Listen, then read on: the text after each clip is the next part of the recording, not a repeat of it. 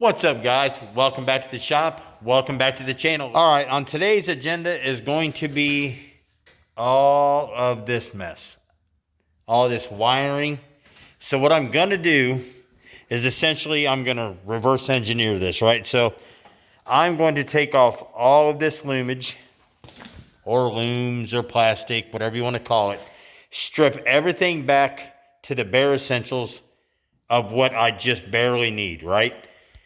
So essentially, I'm just going to strip it all the way back to my ignition system. That's all I really need is an ignition system to get the car started. And then I can put like my fans and other jazz like that on standalone systems, right? That run to a toggle switch.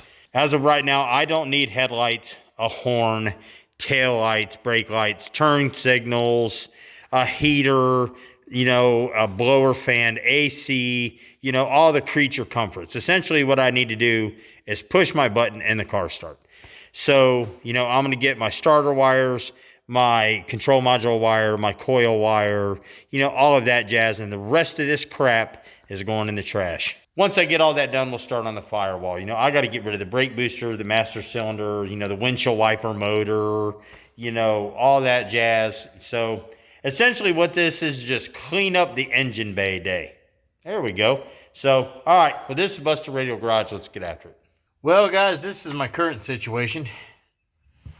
Got my old filming light here, using it as a flashlight in the floorboard of Homer.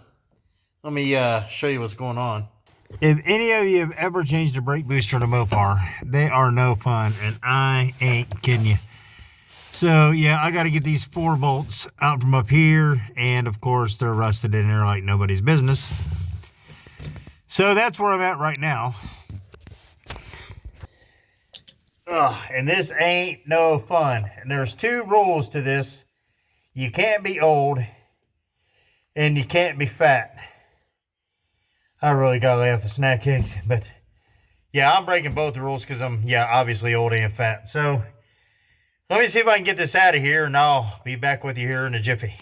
All right, y'all. I got it loose. I got to go see if it's going to come through from the Firewall. I'm not sure if this one has the pin in it or not. Something bit me in the neck. Probably one of them spiders. But anyway. So this was my home for a couple minutes. And Fat Boy doesn't fit in there too good. So let's go up front and see what we got. All right. We got this loose. See if she's... Hold on a minute.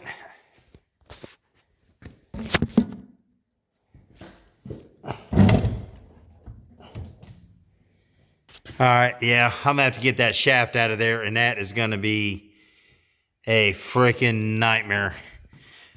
I may just drill a hole through this Firewall to get that out. I'm not gonna need that anyway. All right, cool. Well, I'll go ahead and give you an update on this. I didn't film a whole lot of this because it's like watching paint dry, taking the wiring out. Essentially what I did is just grabbed big handfuls of it and jerked it out of there. But got the wiper motor out, all this crap's all gone. So get this booster out real quick, and then I'll get the whiz wheel out and we'll start, shearing bolts off. Get all these off here. Get that transmission out of here, trans lines, fuel lines, all this crap. And then we'll start getting this prepped for paint, clean, new parts.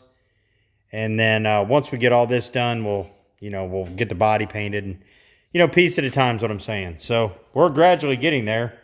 But this has been a pain in the butt. All right, made short work of that with the Sawzall and just that pin off. Now when I get in here and make my new plate, I'll just reach in here and pull that pin out and put the new pin in when I'm ready. Wasn't wasting 3 hours on that one. It took me 8 seconds.